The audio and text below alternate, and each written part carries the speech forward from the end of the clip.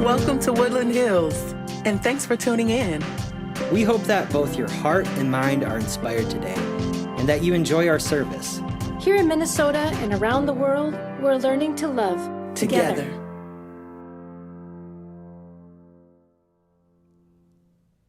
Well, hello. Thank you so much for joining us. We are beyond excited to be here worshiping with you. While you're there, we're here, but we feel connected because of the Spirit of Jesus that draws us together. And so we invite you now just to take a deep breath, just to set your mind, set your heart and your emotions to focus and worship our glorious Lord. Thank you for being here. Let's worship him with all we have this morning.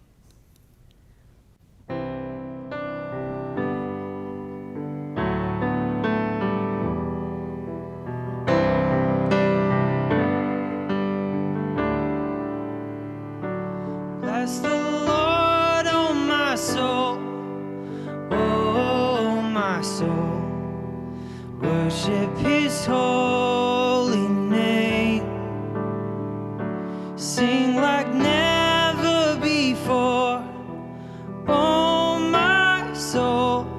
I worship your holy name.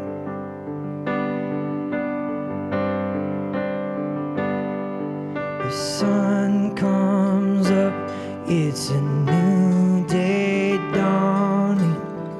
It's time to sing your song again. Whatever may pass and whatever lies before me, let me be singing when the evening comes. So bless the Lord. Bless the Lord, oh my soul, oh my soul. Worship his holy name. Sing like never before, oh my soul. I worship your holy name.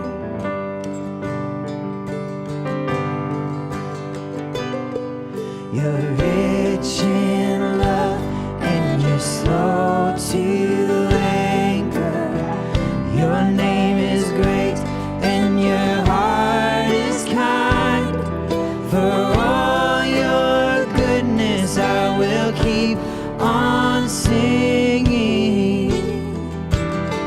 10,000 reasons for my heart to find.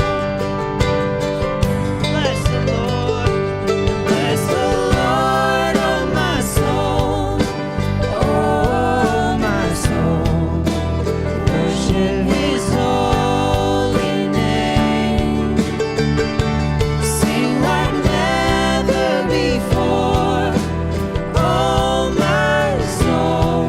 I worship your holy name.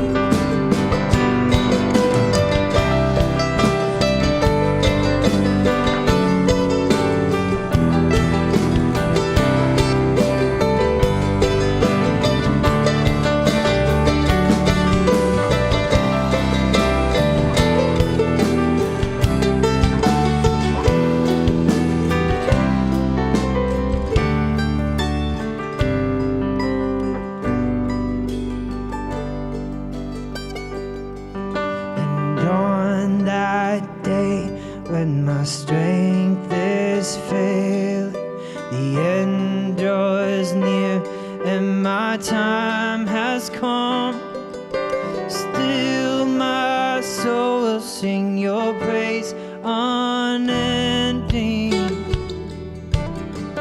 10,000 years and then forevermore.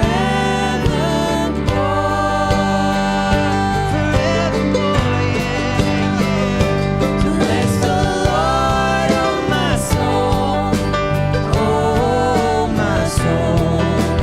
Worship his holy name. Sing like never before, oh my soul. I worship your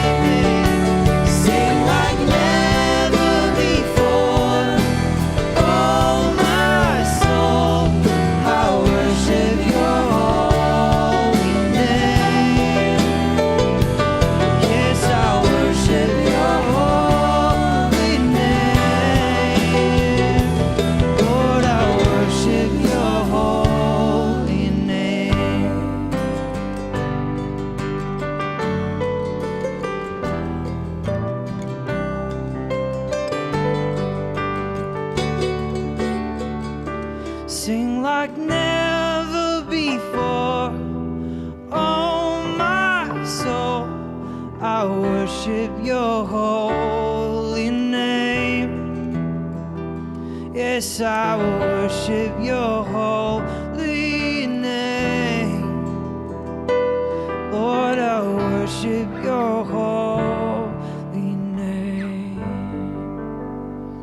Yes, Lord, we worship you this morning.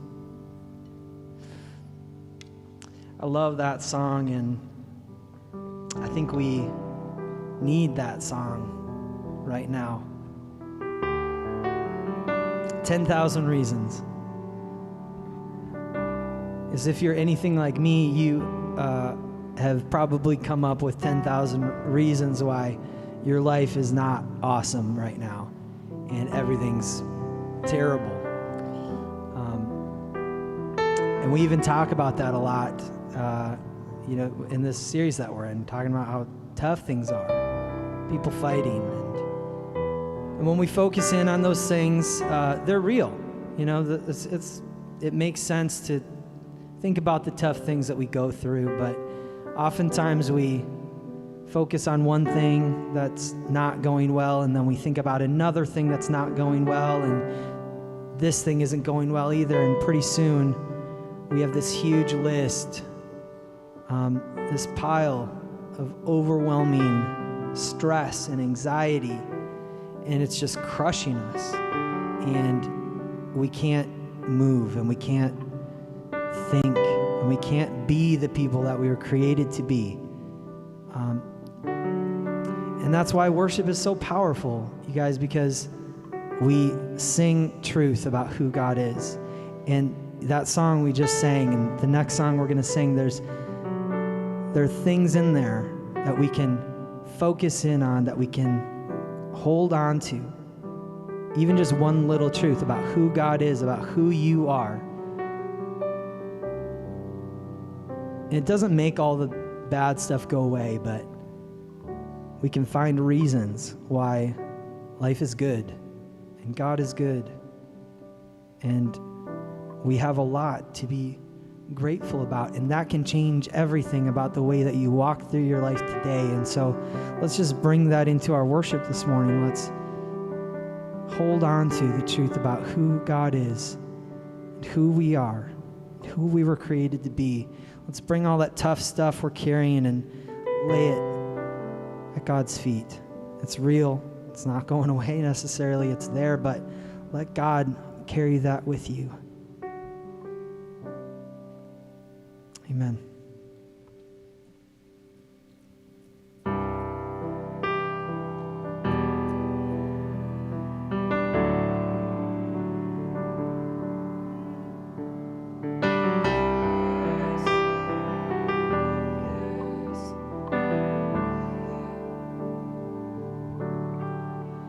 You give life, you are love, you bring light to the darkness, you give hope, you restore every heart that is broken. And great are you, Lord. It's your breath in our lungs, so we pour out our praise. We pour out our praise. It's your breath in our lungs, so we pour out our praise to you only. Yes. Only you, God. You give life. You give life. You are love. You bring light to the darkness. You give hope. You restore every heart that is broken. Great are you, Lord. It's your breath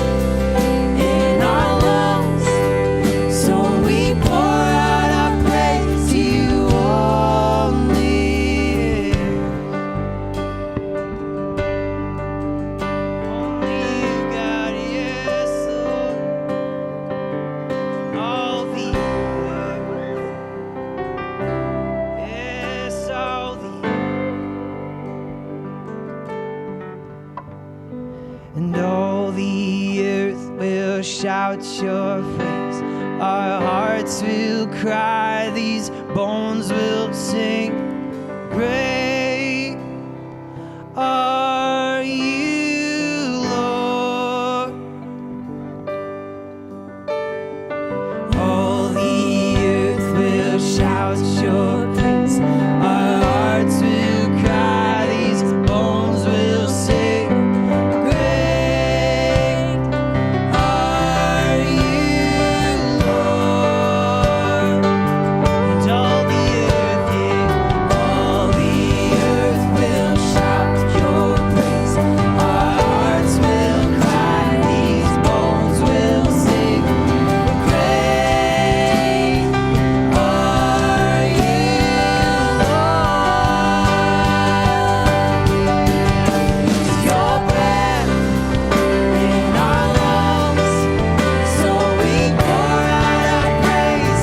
We pour out our praise. It's your breath in our lungs, so we pour out our praise to you only. It's your breath in our lungs, so we pour out our praise.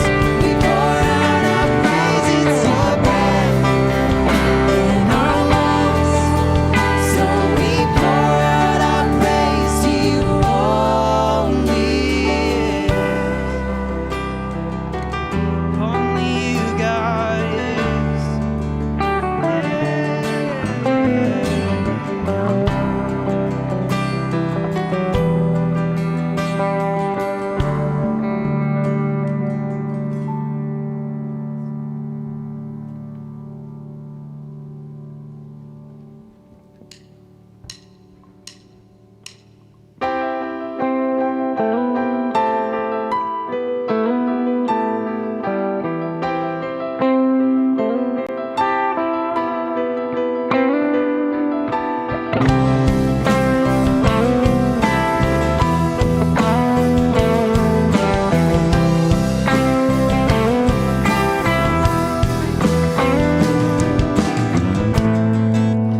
We could have tongues of angels.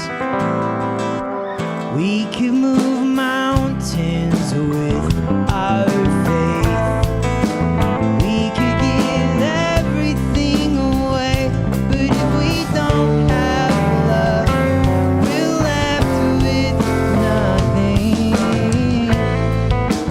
We could see blind eyes open,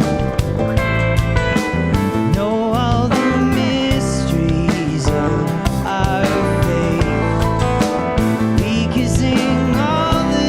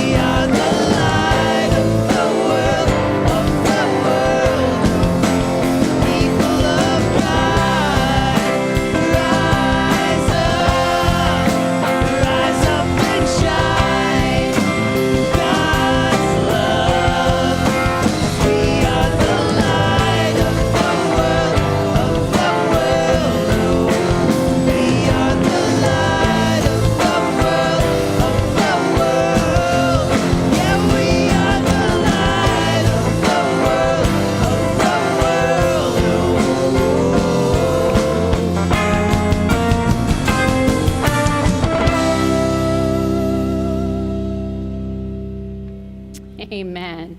Amen. If we ever needed a message like that, today is that day. This is the hour. This is the time. We need the people of God to rise up and shine God's love. And so hopefully you feel a part of that call, like we feel a part of that call, just to rise up and shine God's light and love in this dark and broken world. Thank you so much for worshiping with us. I'm Shauna Bourne, one of the pastors here, and I neglected to let you guys know that yes, again today, after the sermon, we're going to be doing a live Q&A. So please text in your questions, 651-321-3030. And for those of you who are on the live chat right now, you can submit questions that way as well, and we will get to as many as we can afterwards. Again, thank you for worshiping with us. Thank you for being with us, and thank you for sending in your questions. We're looking forward to tackling some of those at the end of the sermon. Now, for those of you who give to Woodland Hills regularly, now is your time to hop on the app or go online on the website, and you can give. Thank you all for just being a part of this. Thank you all for just sticking in and hanging out and being a community wherever you are, being together while we're apart. It is a beautiful example of the kingdom. Let's pray. Jesus, we thank you. We thank you that because of who you are, we can be the light of the world. Because of who you are, we can shine your love, which is so beautiful and so perfect. And so, God, I pray right now that your love would shine, that your love would permeate throughout our country, throughout the nation, throughout the world, Lord God, that your love would permeate. We thank you for those who tune in. We thank you for those who are a part of this community. We pray that you would take this time of worship with our giving and bless it and make it go further than we could ever hope or imagine, God. Help us to be your kingdom people in real and tangible ways. We thank you so much, Lord, and we love you so much. Amen.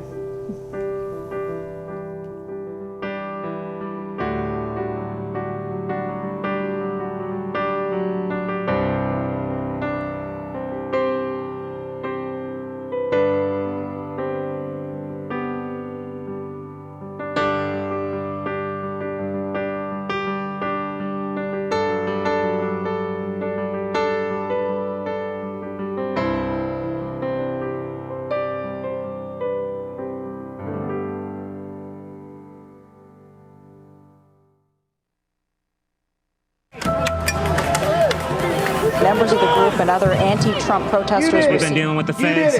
Now prove it wrong. Law enforcement. You did it. Because our government is tearing apart their families, Madam Speaker. Politics are often contentious. Excuse me, you don't get to interrupt me on this time. And we're living in an age of unparalleled polarization and anger. You are deceiving all the same Republicans who voted for him 6 months ago. Tear them up.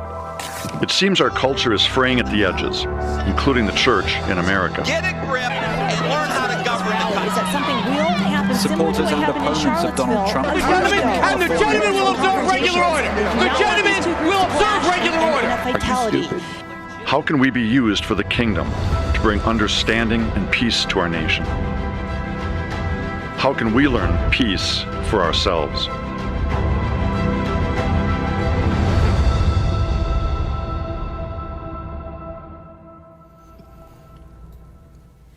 Well, hello. Thank you again for being here with us. It looks a little different today, and one of the things that I feel like as a church we have really nailed down and gotten perfect is to expect the unexpected and to just roll with it. And so this week, Greg did get COVID, and so he is not here because he needs to be home and he needs to be getting well and staying healthy. So thank you for those of you who already knew and who have been praying for him. He is feeling much better, but yeah, he got the COVID. And so he is home, but we are not deterred. We just keep soldiering on, and I know he is with us in spirit. So I am Shauna Bourne, in case I didn't say that earlier, in case you forgot. And I am excited because we have a really fruitful and rich discussion that's going to happen today. And then remember, after today's discussion, at the end, there's going to be a live Q&A. And so we invite you to send those questions in. If you need that text number, again, it's 651-321-3030. And so I want to catch us up. We have been in this series, A House Divided. This is our 4th week. And we started out this series by talking about a tale of two kingdoms. Greg showed us how we are in this world, not of this world. We are the kingdom of God living amongst the kingdom of the world, and how those two kingdoms really can stand opposite one another. And what is our role as the church and as kingdom people to try to be ambassadors of the kingdom of God while we are living amongst the kingdom of the world. And it is not easy. We wrestle with that, but we are called to be that light that we sang about earlier. We are called to bring something different. God's dream is that we as humans, as his creation, as his reflectors, that we would care for the earth and the animal kingdom, that we would have dominion in a loving way, but never dominion over one another. But we are finding, especially now in such a polarized time in our world, that we are turning against one another and we're trying to power over one another. And so when we started this series, we really challenged one another and ourselves to not do that, to not play that game, to not try to lord over one another, because that was never God's intent. We are to care for and love and protect one another and spur one another on to good works. And then in our 2nd week, we got to hear a little bit more again about the elephant and the rider. And Greg gave us a tiny little assignment just to read a quick little 500-page book by Jonathan Haidt. And hopefully you guys have all done that. You know it inside and out, backwards and forwards. But so many times when we're in heated discussions, we think we are functioning out of reason. But because we're triggered and we're emotional, which is not a bad thing to be emotional, we're emotional humans, but because we do get triggered, we're not really acting out of reason as much as we'd like to think that we are. We are responding out of our woundedness many times. We're responding out of just those emotions that are kind of trying to take over. And so we've been, again, challenged to try to de-escalate those conversations and not react out of those emotional ways. And then last week, we heard about how the enemy, we don't want to be ignorant of his schemes, but the enemy is busy at work to continue to divide us and to continue to play us in this time of polarization. And one of the ways that he has been doing that is through social media. And we're not saying social media is bad, no, but it is a tool that can be used to further divide. And the enemy is not dumb, and so he has done that. And so you know, you're out there, you've been a part of it, that there is so many times when we're getting in these arguments through social media, and it's causing huge divisions, not only globally and in our country and in our state, but even within our families and within our communities. And so we always have to circle back to the fact that we are kingdom ambassadors, dwelling in this world, that we are called to be the light. We are called to shine God's love. And so as we're trying to do that, we need to learn how to better have civil dialogue. We need to learn how to have conversations that can get heated, but that we don't cast the other person as an enemy and we don't belittle the other person.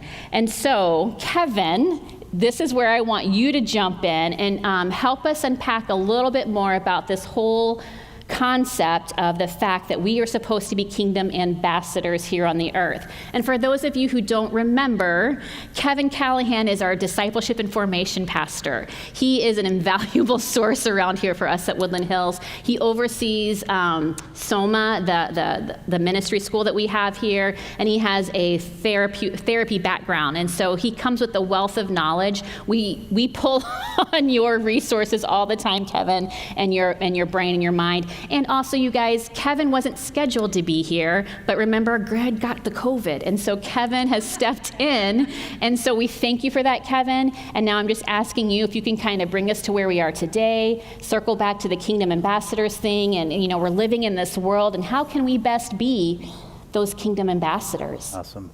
Thanks, Shauna. Yeah, I have a therapy background. I've had lots and lots of therapy, so Yeah, we are in the tail end of this election season, this election process. The election is just a little over a week away, which is kind of crazy. We've been in an election year for months and months, and it's 2020. And this has been a year, not just an election year with all the typical polarization, tension, division, etc., but COVID and George Floyd and the race tensions and all the things we've been seeing nationwide and worldwide. And with all of the stuff that we've been immersed in, none of these things are new things. They're things that they've played out repeatedly in a cyclical kind of fashion. But what can tend to happen to us as the people of God in the midst of these kinds of situations is we can tend to lose sight of who we are and why we're here as the people of God.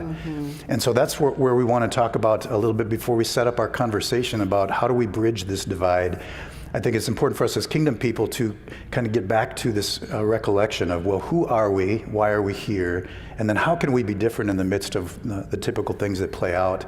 And so we're going to look at a verse today, Jeremiah 29, verse 7. I'm going to read it for you guys. Jeremiah 29, verse 7 says this: "Seek the welfare of the city where I have sent you into exile, and pray to the Lord on its behalf. For in its welfare you will have welfare.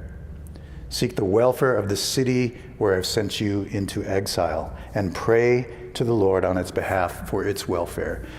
And so Jeremiah was one of the major prophets in the Old Testament. He was an Israelite. His hometown was Jerusalem. And he had been warning his people for years to stay faithful to God and not just to allow themselves to be pulled along by the natural course of things in human history. And they weren't listening to him, and so eventually now Babylon, the great empire, comes and attacks Jerusalem and utterly destroys Jerusalem and takes many of its population, many of its people off into exile in Babylon. Jeremiah is among the people that are left behind in Jerusalem, but there's a whole host of Israelites that are now in Babylon, and they've been there for some time. And Jeremiah is hearing about them and what they're struggling with. And what they're struggling with in the empire is a couple possible options where they can either, some of them were probably holding out this heaven later mentality, holding out the hope to return home to Jerusalem. And so they were just digging their heels in and just waiting for this day when they'd be able to return to Jerusalem. Kind of like the heaven after we die way of looking at our faith. Other folks were probably losing sight of their true homeland and the way things were, and they were just being tempted and pulled in the direction of just going along with the flow of Babylon. And so Jeremiah hears about this, and he writes them a letter from Jerusalem to encourage them as the people of God to stay focused. And he tells them, well, you're not going to be returning home anytime soon. So start building homes, plant gardens, get married, have children, put your roots down because you're going to be here a while. But then he says this, he tells them two things. He says, seek for the welfare of this city that you're in. It's not your home, but it is your home for now. And seek for its welfare and pray to God on its behalf. And the word for welfare there that in the Hebrew is this powerful, beautiful, amazing word, shalom. The word shalom is oftentimes thought of as the word peace or interpreted as peace. And it is that, but it's so much more than just what we think of as peace. The word shalom is a really robust word that includes wholeness and thriving and mutual unity and harmony and well-being, where everything is as it should be. And so Jeremiah is writing to the people of God to seek this thing called shalom for the city that they're in. And that's what we're called to do as the people of God. I'd like to just talk a little bit about this word seek, though, because it's not just something we're supposed to seek in our heads. He does tell them to pray for this thing, intercede to God on the behalf of this shalom. But the word seek, the Hebrew roots of this word are really interesting. It has the idea of walking a path and repeatedly and patiently and persistently walking that same path until little by little a pathway is actually etched into or carved into the earth. And so it has this idea of continuing in a path or a way of life over time, patiently, and just pursuing this little by little over time, so that eventually now there's a pathway that's visible, others can follow it, and actually it changes the very landscape. Walking this path actually carves and etches into the very earth and changes its landscape. And so the way of life of the people of God can be like this. And Jeremiah is calling us to this way of life where we are walking the way of shalom, very patiently in day-by-day situations and encounters. And as we do that, we're actually changing the landscape of the land. It's not going to change overnight. It's not a revolution that will instantly make things better. Jesus talked about this sort of slow pathway carving life. He talked about his kingdom being like a leaven. A little bit of leaven kind of permeates a lump of dough, and it doesn't look like it's doing much at first, but over time it has a pretty big impact. He also talked about this mustard seed, a very small thing that over time becomes a very big thing and actually brings a blessing to the people around it. He also talked about salt permeating a society in a way that brings preservation and life and hope. Jesus also modeled this idea of shalom in that we talked about shalom being this harmony and this unity that's been lost in the division of humanity into otherness instead of oneness. And what Jesus did when he modeled this pathway of shalom by saying, well, I'm going to form a little community here, and it's going to be a foretaste of what the future looks like. But I'm going to include in my community Matthew, who is on the far right of the political spectrum. He's a tax collector, he's wealthy, he's gone along with empire in Babylon, so to speak.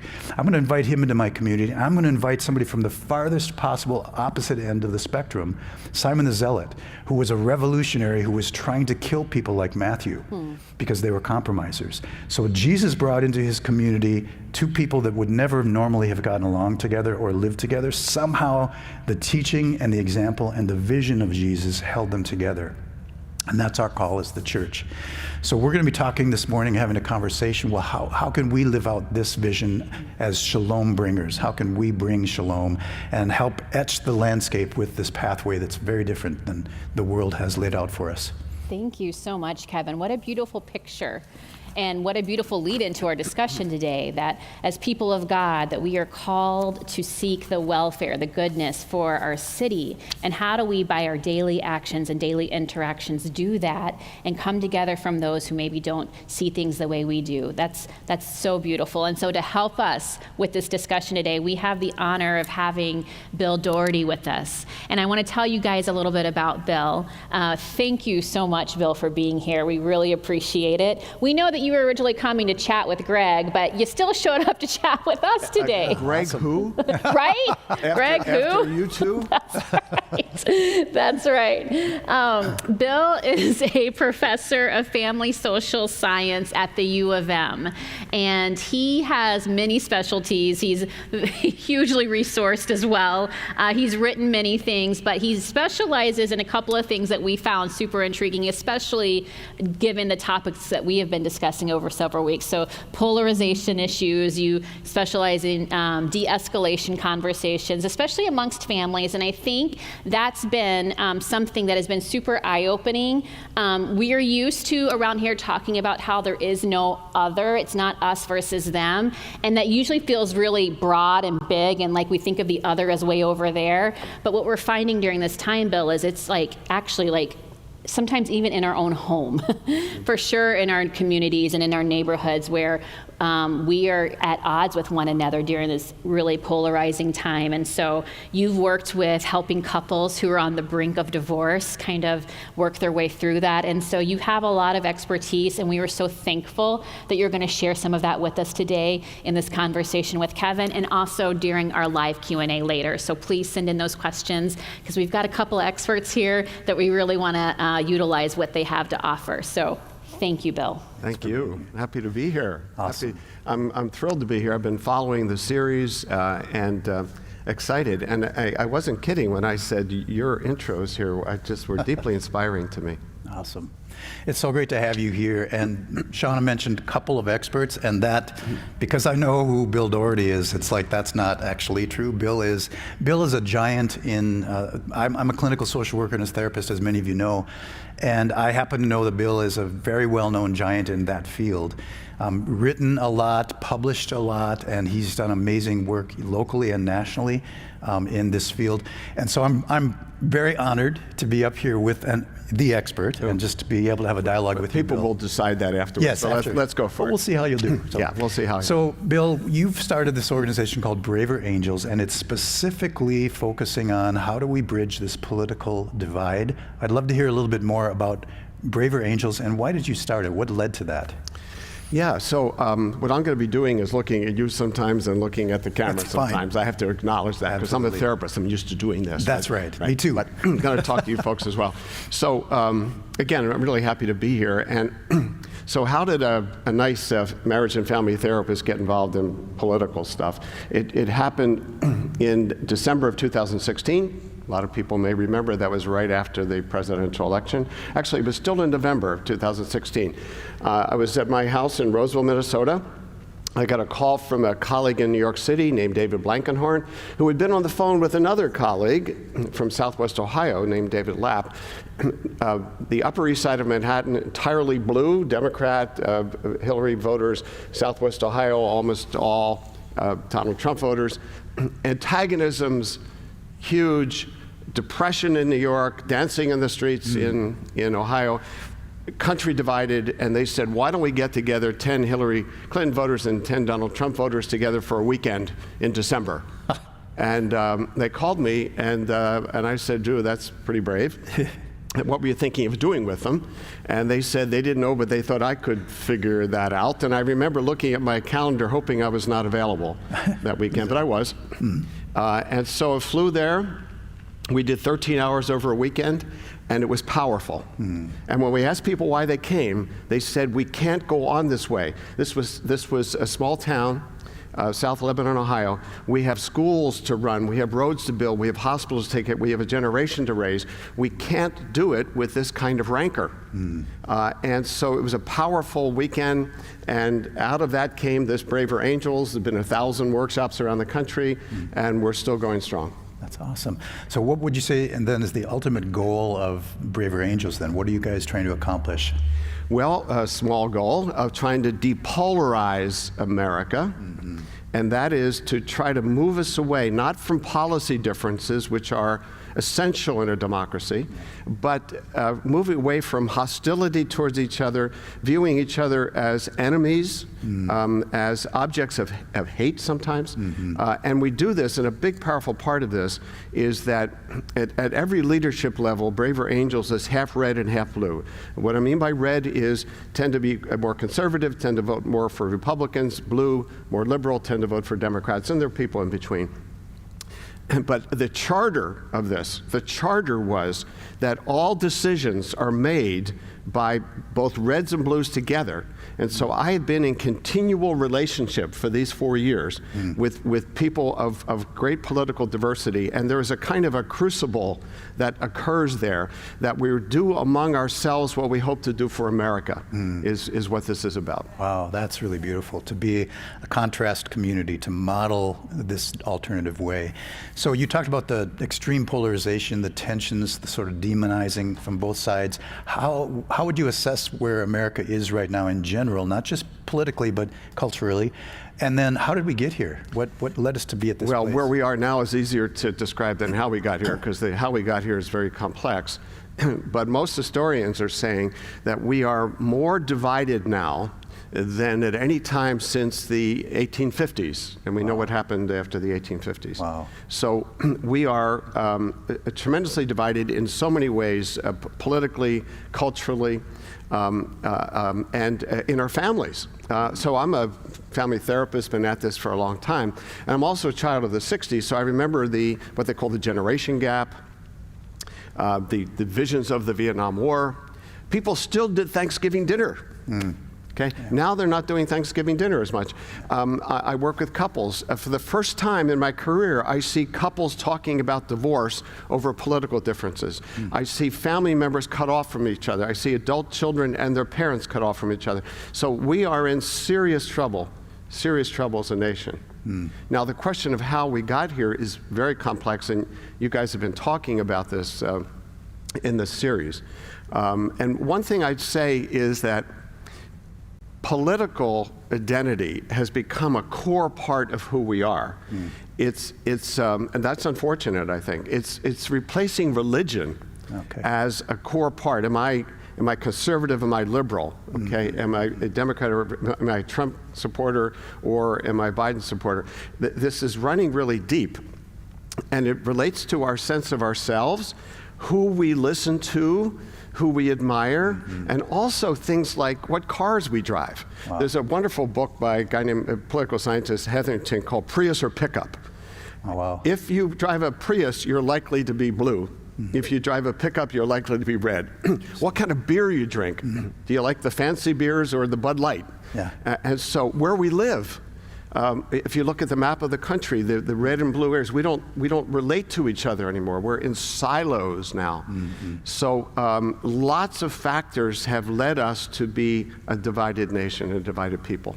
So it seems to me like politics has become polemics. You know, the essence of politics, polis, going back to the Greek word, was a community coming together and working together for the benefit of the whole community. And polemics is about sort of arguing and proving the other person is wrong, proving my side is right, your side is wrong. And so that's a sad reality that politics has been polemicized so much. But what can we do to begin to reverse this trend? I know from reading a little bit about your background, Bill, and knowing a little bit about who you are, you've worked as a marriage and family therapist, as you said. Shauna made reference that you started the Couples on the Brink project, and I've done quite a bit of couples therapy. It's one of the hardest things to do. There's a little bit of a red-blue sort of polarity there, not necessarily politically, but it's hard to reconcile. There's 50% divorce rate in our culture. Yeah. And then also you started an initiative where you're bringing police officers together with black men into dialogue. Yeah. And so you must have an amazing ability to help people talk or even want to continue or start talking across this divide. How can we, you're doing it in Brave as Angels, but how can we get these kinds of similar conversations going in our families, in our workplaces, in our homes, in our churches? Yeah, it's a matter of creating a container where we can bring our best selves and not our polemic selves, if you will. Okay, a way that we can slow down, we can turn off our amygdala, as you know, and we can actually listen to each other. So I'll give you an example of something we do in our Braver Angels Red Blue workshops, just to make it concrete. So we have 7 reds, 7 blues. They're coming together for either 3 hours or a full day. And everybody's got their own views. And by the way, people come with very strong views, and we're not trying to get them to change their views on policies. We're hoping that people will change the views of each other. Okay, that's what this is about. Okay, not being everybody purple or centrist. And so there's an exercise called a fishbowl exercise, and what it means, a fishbowl is where you have a group who are like-minded in a circle in chairs in the old days. You know, now it's on Zoom. Having a conversation with a facilitator, and then in the outside circles is the group on the other side. So let's say the reds are in the middle first and the blues are in the chairs on the outside. And when you're on the outside of the circle, your job is to listen to these folks in the middle talk about something that's important to them and learn about how they see the world and see if you see anything in common. But you're not allowed to talk, interrupt, roll your eyes, and you don't have to engage. You can just listen. Most of us have a little or no opportunity to listen to people who are different from us talk among themselves without us feeling like we have to respond in some way. So, and here are the 2 questions that each group asks, the answers. Why are your side's values and policies good for the country? Why are your side's values and policies good for the country? So put the best stuff out. Why is conservative points of view the best stuff for this country? Why is liberal, why is it best for the country and its people? And then the second question is, what are your reservations or concerns about your own side? What are your reservations or concerns about your own side? And then that gives us a chance, gives people a chance to practice humility. Very good. Practice humility. And what happens is, and then they switch roles. So what happens is you get to humanize these folks as they talk about their ideals, and they also exercise humility. In fact, what happens is they have some of the same criticisms of themselves that you have of them. If you give them a chance. If you give them a chance. Yeah, that's very good. So I also like we have a new project called With Malice Toward None. All right. Which is related to the hostilities that are around this election. Okay. And what we're inviting Americans to do is to take a pledge about how we are going to regard people on the other political side, whether my side wins or loses. 60 million Americans, plus or minus, are going to be happy with this election, and 60 million, plus or minus, are going to be very upset. How are we going to regard each other, win or lose? And so I like to read the pledge here. Please do, yeah. And I think it's on the slide as well, because this captures the essence of Braver Angels. Regardless of how the election turns out, I will not hold hate, disdain, or ridicule for those who voted differently from me. Whether I am pleased or upset about the outcome, I will seek to understand the concerns and aspirations of those who voted differently, and will look for opportunities to work with people with whom I disagree. So let me unpack that a little bit. Yeah, please. Regardless of how it turns out, I will not hold hate, disdain, and ridicule. I may have feelings, and we can't tell ourselves how to feel, Yep. but I will not hold them. If I feel disdain, if I feel hate, I will try to let those go. I will not hold them. And then, regardless of whether I'm pleased or upset, I will try to understand the aspirations and concerns of those who voted differently. I will try to understand. Doesn't mean I agree with them. Right, exactly. Doesn't mean I'm going to change my principles. I want to understand people who voted differently, and I will look for opportunities to work with them for the good of the country. Beautiful. So that's this pledge that we now have for this election season. It's very powerful, Bill. So I love how you said that the goal of this red-blue conversation isn't to change the other person's how they see the issues, but to help us change how we see each other, right? Yes. And that's very, very powerful. I imagine you've had some pushback, or has it been pretty easy to find groups that are willing to come together? Why would people who have such deep, deep differences on the level of their visceral convictions, why would they want to come together in these dialogues? And then what's maybe some of the pushback you've gotten around this? Well, the pushback is that some people take that pledge to mean that you're giving up your principles, you're conceding to the other side, Right. You're doing an equivalency. Okay, we're all just regular folks here, and so your perspectives is as good as mine. And what it is, it's about how whether I'm going to treat you as a fully human person worthy of my concern, whether I am, or whether I'm going to demonize and distance from you. Exactly. And why should we do this? I don't think we have a choice. Yeah. If we're going to keep the country going. Yeah. In one of our Red Blue workshops here locally in St. Paul, at the end when we asked people to say what they took with them, a young man who was a red on the conservative side said, neither side is going to ultimately vanquish the other, and so we're going to have to figure out how to get along and run the country together. And what's happening every 4 years is when we have to engage in competition, so we're competitive here.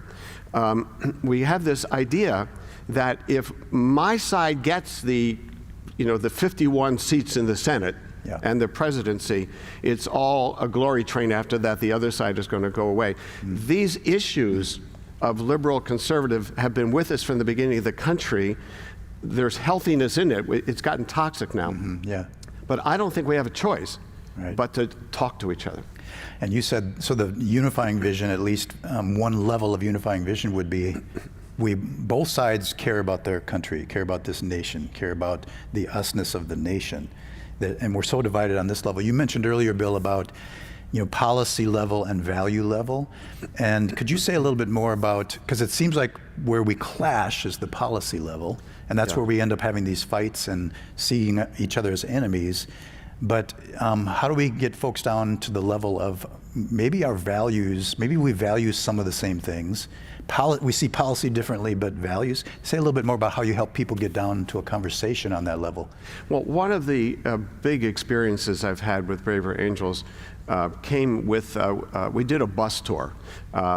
We had, after I did a National Public Radio interview about Braver Angels in 2017, we got invited by lots of people around the country to come to their town and run workshops.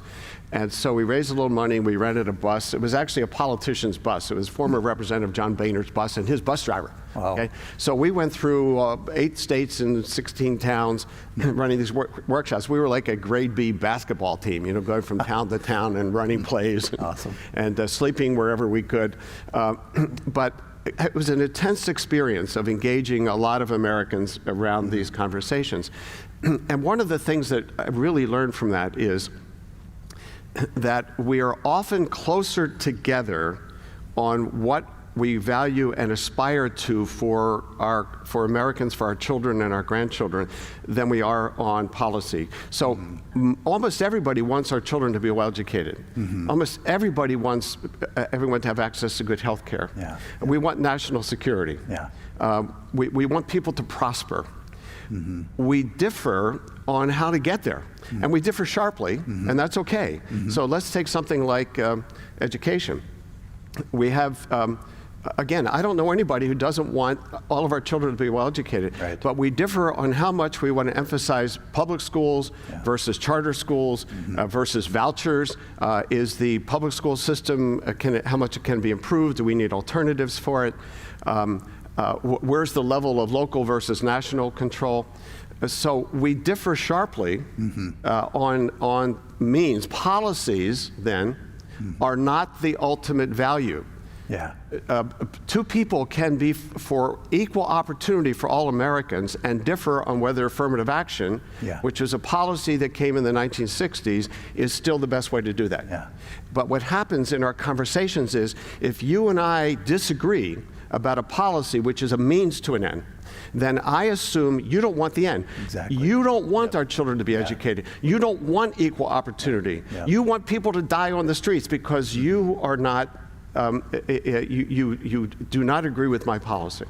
You're conflating the policy and the value. Yes. And then we're projecting that onto people. That's very divisive. And then we don't occupy the same moral universe together. Exactly. Okay? Yeah. You become somebody foreign to me. Yeah. We don't. And inferior. So there's this there's the inevitable outcome of that would be moral superiority, moral inferiority, right? So if you don't think this or that thing is valuable or important, you must be less than human. And I must be more moral than you. Yeah. And I want to go back to what Shonda said, not lording it over. Yeah. That's a beautiful way to think about this. That I am a person of a lot of convictions about values and politics and other things. What I've been trying to do, kind of cleanse myself from Braver Angels, is to lord it over you, which means that I am superior to you. I am morally superior to you because I have the better viewpoints. And that's what we're trying to get away from. And when that happens, we start to connect and we start to influence each other. Most of us want to be influential about these key things. I'm in healthcare, I care passionately about it, okay? Yes, absolutely. I work around cross-racial stuff, I care passionately about this. But if I can cleanse myself from dominion over you morally and listen to you, then I'm actually more influential. And by the way, you actually influence me, darn. Yeah. But that happens too. Well, you talked earlier, Bill, about humility. And, that is one of our core kingdom values as Jesus followers, is because he demonstrates this humility. But it seems to be the thing that's the biggest lack in the political dialogue. There's this certainty, there's this superiority. And so how do we get to that place of humility? Because I think you're talking about how will I be getting to the place where I'm not going to just look down on your particular political position and dehumanize you, but I'm going to be open to sharing my conviction, but in a way that says, I feel really strongly about this. It goes down to my bones, down to my toes in my conviction, my values, but I might not have all the answers. I might not see everything that I need to be seeing. How can we help ourselves and others, each other, get to that place? I imagine that humble posture would be very essential for these kind of blue-red dialogues. Yeah, well, so where I have gotten, I'll just be personal about this, where I have come to is that I am more humble than I used to be about whether I know the best way to get to where we need to go. Gotcha, yeah. Okay, that there's this term called wicked problems. Healthcare, education, racial justice. Yep. These are wicked problems that many sources of the problem. Many, I mean, going back generations. Very complex. And solutions are also going to be very complex. Yeah. So I am passionate about goals. Yeah. And I am more humble than I used to be that I have figured out how to get there. We have to put our heads together to figure those out. Yeah. I think as a follower of Jesus, I think we, of all people, are sort of called to be, and the narrative we live under is one that tells us, well, we should be humble because the world is a mess because we thought we knew better. We've messed up the world thinking we knew better than God, if you will, how to solve problems, what kind of decisions to make. And so there's this definite need for this posture of humility that we don't really know everything that we need to know, but we could know more if we came together. I feel like politics throughout history has been this effort of humans to really solve mutual problems and working together to do it. But unfortunately, one of the aspects of the fall has been this division and this animosity towards each other. And pride versus humility has been at the core of that divide as well. And it seems like, how could we ever get past that? But you seem to be pretty optimistic. So this work you've poured yourself into, you've done it with couples on the brink, you're doing it with, black men and the police, and now you're trying to help us across the red-blue line. And those are things that many people maybe have given up on. Like, we can't, this is undoable. Yet you seem very optimistic that we can change. America can change. We can get to a better place. Help us to see what you're seeing. Tell us what's going on in your heart about that. I loved your image of etching the path. Okay. That's humble, and it's exactly what we're doing. So we have to try. This is our country. This is like if my family is falling apart, I have to try. I cannot give up. Not give up. We have to try. The only alternative to trying to heal our divides, which does not mean giving up your convictions, the only alternative is a civic divorce, and I don't know how we accomplish that. Canada can't take us, half of us. A divorce or violence. We are, like it or not, as messed up as we are, we're an American family. And we occupy these shores. And so I have to believe in our capacity, and I do believe in our capacity. For me, the divine presence here is the spirit that transforms us in ways we cannot transform ourselves. That's how I think about God. That which transforms us in ways we cannot transform ourselves. And our job, and I see my little job, is to create containers in which that divine force can transform us. And they have to be little. We etch a road, and we just stay on the road. Patient persistence on that different pathway. Your organization is named Braver Angels, and it comes from Lincoln's reference to our better angels, which it sounds like you're referring to there. I love how you said we are family. It seems like your paradigm is you view not just your nuclear biological family or even your political family as this unit that you belong to, but the nation, and larger than that, even humanity, right? Seeing humans across the board as this family. And I'm sure then your marriage and family therapy background kind of kicks into gear there. It's basically the same stuff you do there in families, helping them to understand each other, listen to each other, feel heard, connect at the deeper level of shared values, and understand at that other level of different approaches, different strategies to achieve those values. Well, this has been awesome. We're going to move into a time of Q&A. Thank you. Great to have you, Bill. I was with a really good therapist here. I feel better already. So, Shauna, you're going to take us into a time of some questions and I was so enjoying your conversation. I almost wasn't paying attention to but I was paying attention to the questions. But thank you both for such an important conversation. And we've gotten some really good questions in, and you guys touched on so much. So you may feel a little bit like, well, I thought we talked about that, but I think people are just really on the brink. and it's really close to home. And so any help you guys can provide and insight would be beautiful. And so we're just going to get started. And there is still time to text in a question if you would like, and we might be able to get to it. But, and you guys can decide who wants to answer it. You both have much to say, I'm sure. That would be helpful.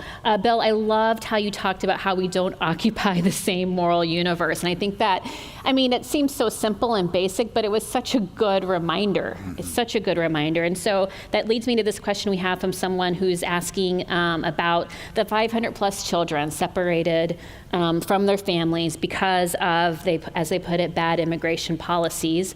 They see this as there is no other side. Can you discuss the concept of false equivalency and how to handle it? Yeah, I love the question. I know. I love the question. Nothing that I'm talking about, that Braver Angels talks about, is that everything is equal. Every side has equal merit on all issues. The children, that horrible separation of children from their parents is I'll give you a terrible policy. Hardly anybody defends it anymore. I mean, even if you watched the debate the other night, President Trump was saying, well, you guys did it first. Almost everybody's distanced from it. So I don't think there's any ethical way to explain that, to justify that. However, if you go up a level to immigration policy, well, then we have a question of whether a nation can be a functioning unit without some way to control its borders and to regulate the inflow and outflow of people. And there, I think there is agreement among most people that we need some rules. And therefore, then the policies are how do we do that? When you drill down to those children, I don't see any way to justify. I don't know anybody who justifies that now. Maybe there are some. So there's no equivalency there. But as reasonable people, we need to debate how open and closed our borders ought to be, or how to regulate the inflow of people. That's where we can have some common values. Very good. Kevin? Yeah, I love how you stepped it up from that level where, again, you said most people are very much in agreement on this terrible atrocity of these children being ripped away from parents. But there's still fighting going on that level. But then stepping it up to, if we're going to be a nation, we need to have structures and we need to have border regulation. We do that with commerce and trade. We do it with travels and visa, et cetera. And so there needs to be something like that. Now that we're on the strategy level. And so how can we come together as a polis rather than in polemics to solve that problem together? And it will take different perspectives, being willing to talk to each other to come up with a better solution. But we often just stay down on that polarized level. I think we really need to step it up. So I'm giggling because there's been, we have this live chat that happens while the sermon is playing. And so there's been some conversations, a little bit of rumbling on there, and some people feeling like this has gotten way too political, this conversation. And so where is Jesus in this? And can we bring it back to Jesus? And I think we've bathed it in kingdom values. But for those who are feeling like, this is not, you're not giving us answers about how to be kingdom-minded in this conversation. Can we help these guys out a little bit? Yeah, I'll start with that one. So, as I mentioned before, starting with that Jeremiah passage, it was the prophet, God speaking through the prophet to the people of God, to be the people of God in the midst of the broader world. And it was because he loved the broader world. Yes. It wasn't that that they were his special people. He only cared about the Hebrews in Babylon. He cared about the whole world. And that's why he was having them work for the shalom of that city, because they were the people through whom shalom could come, because he is shalom. And so I think that's our role.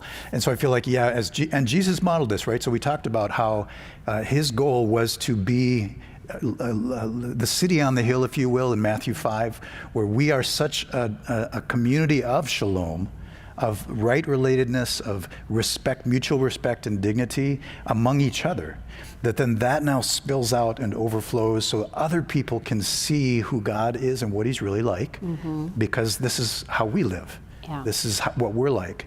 And if we're doing this and it looks different than the world around us, which is always going to be antagonistic and divided, but if we're somehow able to live across these lines like a Matthew and a Simon, slave and free, Jew and Gentile, male, female, all the different lines that the early church crossed so powerfully. And we failed in this as the church, unfortunately. But it is our call, and this is what Jesus modeled for us. It's what he died for. It's what he calls us to. He's trying to bring together one new humanity, the New Testament tells us. That oneness that he prayed for on the night before he went to the cross. I pray that they would be one within my followers in this beautiful, diverse unity. Shalom right here. It's a living, tangible shalom. And then that permeates out, and others see that, and now we can help be bringers of shalom. And so I feel like that's our calling.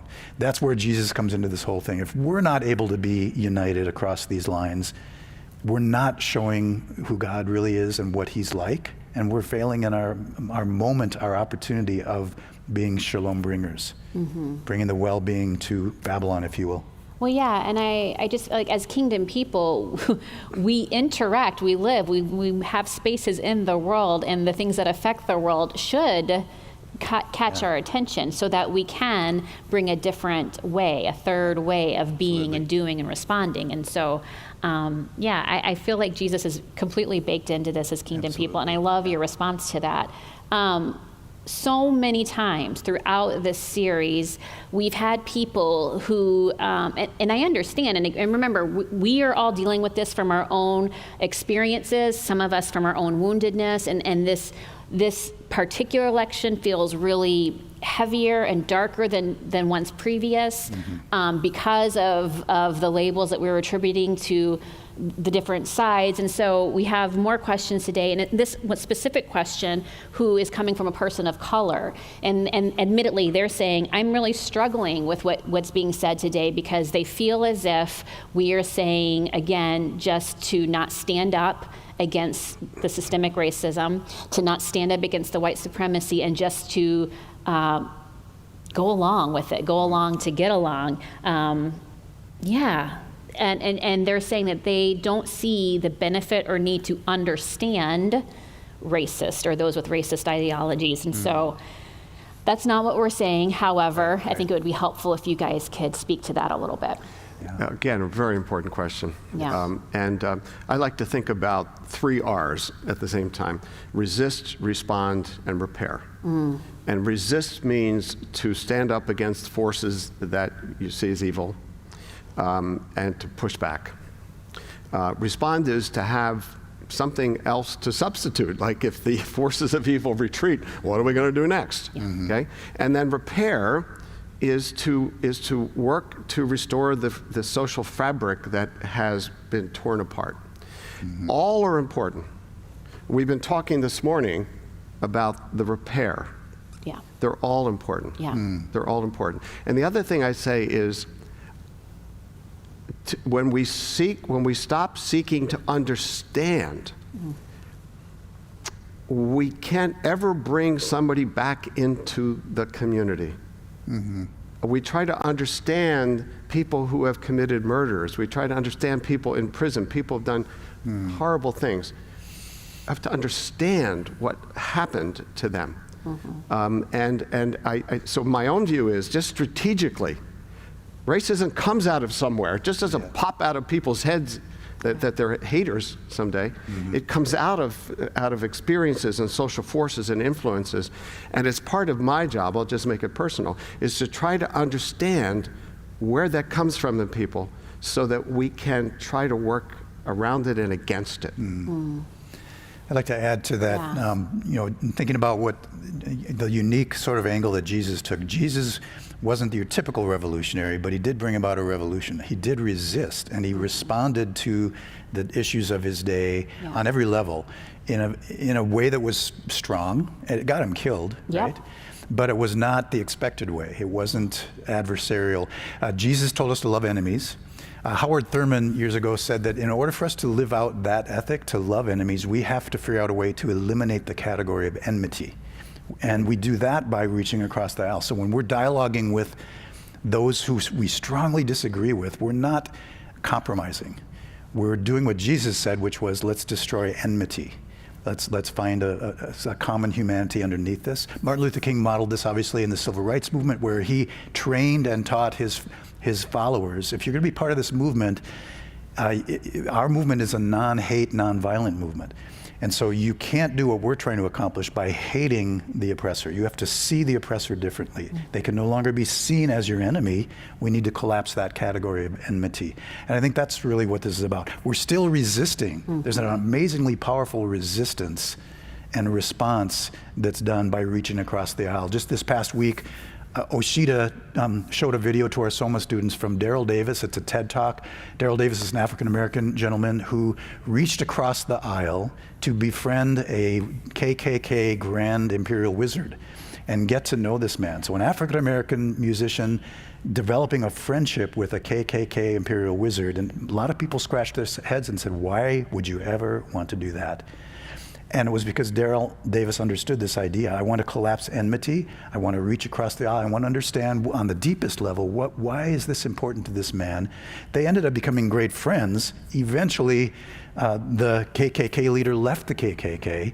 And so that was the most powerful way to bring about a change in that man's life, was for somebody to not see him as an enemy and reach across with the desire to be curious and understand. So I feel like it is a powerful resistance plan. Having said that, I understand that for people at certain times, they just don't have the energy or the desire. And you can be exhausted, feeling like you just don't want to reach out. And I at a human level, I completely understand that. At the level of us as we the people, we cannot fail to try to understand. That's a good point.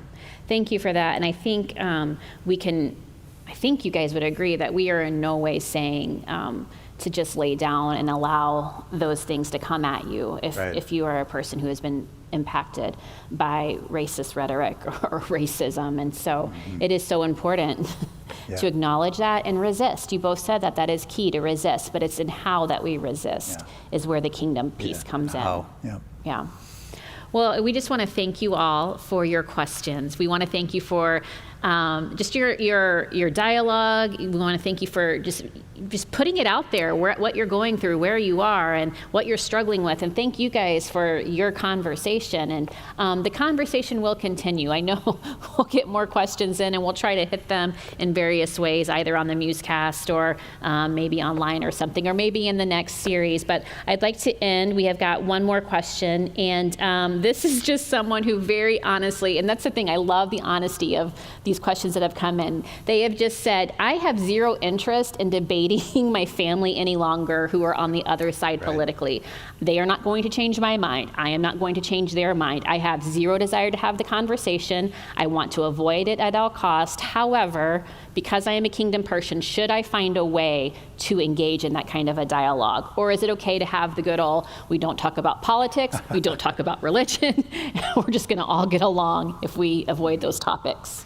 Well, a great one to end on. In Brave Angels, we have a new workshop called Families and Politics. Oh. Very cool. So there are no shoulds here for me about any individual that you should be talking to this family member about politics. Everybody has to make their own decision on this. But what I can say, what I heard in the question was debate and convince. So this is a good point for me to end on.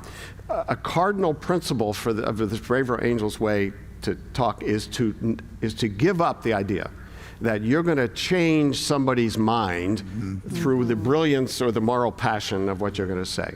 The goal is to understand them and to speak your mind in a way that they may be able to hear you. So the key to that was debate and convince. That's not what gets us anywhere. To try to understand, to try to understand more deeply, to be able to express myself and see where we end up. If you want to, with your family, if you want to. If you want to. That stood out to me too, the debate, and then later into that question was dialogue. And those are pretty different, right? So debate is about convincing, dialogue is let's think together. Let's listen together. And I would say, again, it's up to anybody's choice. I totally agree with Bill that some of us are just worn out or tired, and we've had we've attempted to even be curious and understand the other person, and they're still trying to convince me. So that's fine. You don't have to do this. But if this person unilaterally were to say, well, I really actually want to understand, I don't want to talk about politics, I want to talk about values. I want to talk about heart longings, and let me understand yours. This is really important to you, and I'll grant that. So let me understand what longing is that fulfilling. So I think there's where dialogue can happen. But we would have to give up our agenda to want to have equal time. Yeah. We would need to be willing to say, well, Bible says, be quick to listen, slow to speak, slow to anger. Well, I'm going to spend that time just being a listener, and I'm not going to try and have the equal time of a debate. So. Wonderful questions. I really appreciate. Yeah, weren't they good? Yeah, really appreciate good pushbacks. Yeah, awesome. I think it is so important. As you guys were just talking about that last question, I was just thinking, like, you really, in order to genuinely enter into that dialogue, and with people that if they're in your life, I have to assume that you care about them. Yeah. So to enter into that dialogue, I would think you've got to put away any preconceived determinations that you've made about their why. Yeah. And when you're really trying to get at the heart of what they think or what they feel or why they are supporting policies that they are supporting. If you've already made up your mind and you've I don't want to talk about it, then I just don't see that there is a bridge. But if you care about them, could very well possibly be an opportunity to understand them a little better. Not saying that your mind will be changed or their mind will be changed, but not understanding. The goal. Yeah. Thank you. I think of you, Bill, as a bridge builder. Yes. Pulling people away from the brink to further engage with one another and stay in relationship. So thank you for all that you've offered. And Kevin, as usual, thank you so much. Really good insight. We ran out of time, and I'm sorry, and I know that there are more questions coming in. So just stay tuned, and hopefully we can get to them another week. Otherwise, please, if you have prayer requests or anything that you need prayer for, please hop onto our Zoom prayer partners are there waiting for you to pray. Continue to pray for Greg. He's feeling much better, but we just want him to get all the way healthy. And also remember, we will continue the conversation on Tuesday during the Musecast and during our gathering groups this week. So just be a part of those if you'd like. Thank you guys so much. Have a wonderful rest of your day.